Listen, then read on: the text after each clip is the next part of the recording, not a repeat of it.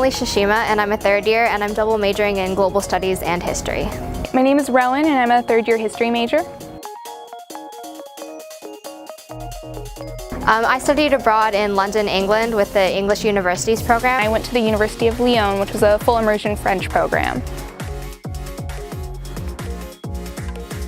I took several history classes because I'm a history major. So I took history of France since 1940, which was interesting to kind of get the culture's history while you were there. And then I took history of the Cold War through the prism of mass consumption, which was an interesting course because it was very kind of like high-level French, which was hard to understand, but it ended up being really interesting. And then I also took the US presidency, which was fascinating because I was learning about US history, which is something I was very familiar with, but from a French perspective. I took two political science courses. One was a justice and public policy course, and the other was politics of the European Union. And then I took history of the early Mesopotamian world. That was for history. And then I took an elective, which was Norwegian language course.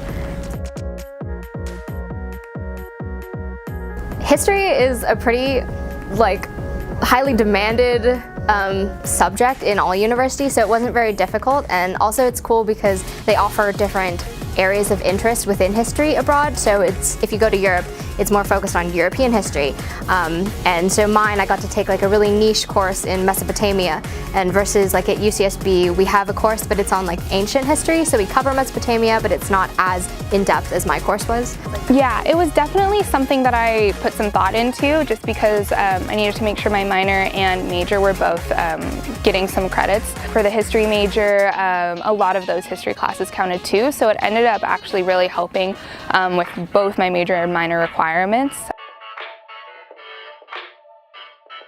I think studying abroad is perfect for history majors just because America is such a new country and a bunch of history is centralized in Europe, Latin America, etc., and we learn about them in our classes, and they're different courses like designed for different regions of the world, so I think it's great to be able to visit them and see the history for yourselves.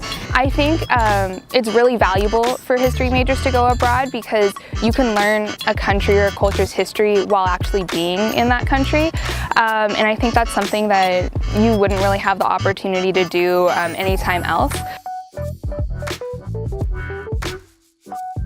Just be prepared for it to be hard at first, be prepared for it to be tricky to learn the language and be frustrated, but just know that with time it will improve. That's part of the process, and it's an invaluable part of the process, really. Take advantage of the study abroad experience in that you are in another country, so explore your country and try and get to know the culture and the location you're at and the people and the foods, and be experimental and put yourself out there, and it'll really pay off.